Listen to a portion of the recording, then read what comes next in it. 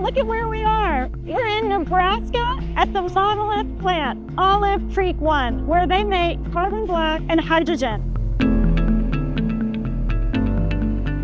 I'm here with the Monolith CEO and co-founder, Rob Hansen, where we're going to talk about what this plant is doing today and what the next steps are in Monolith's future.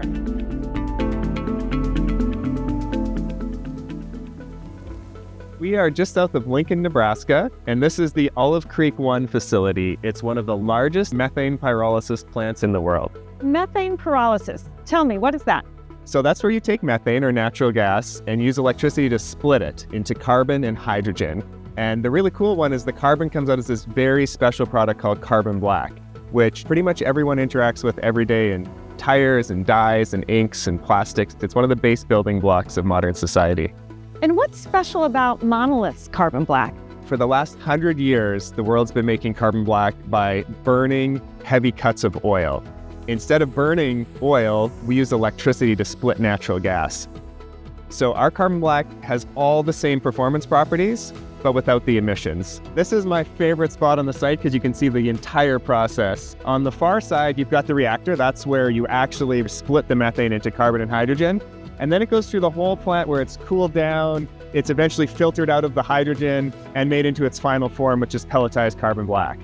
I always find it magical to think that this is the carbon that used to be in methane, and instead of it being burned and emitted as CO2 to the atmosphere, it's made into a solid form and then shipped to customers to go into value-added goods like car tires. Let's take a closer look at the plant. Absolutely.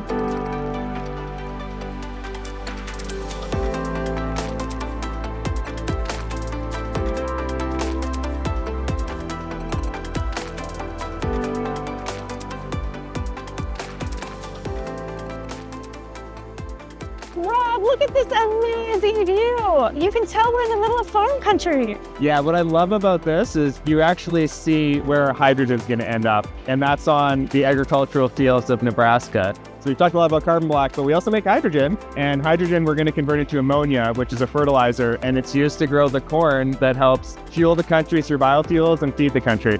Right now, the country still imports ammonia, which makes us reliant on foreign producers. And this plant will help push back on that so that we become more independent in our food production. Tires, toys. Rob just told me it's even the mascara that I'm wearing.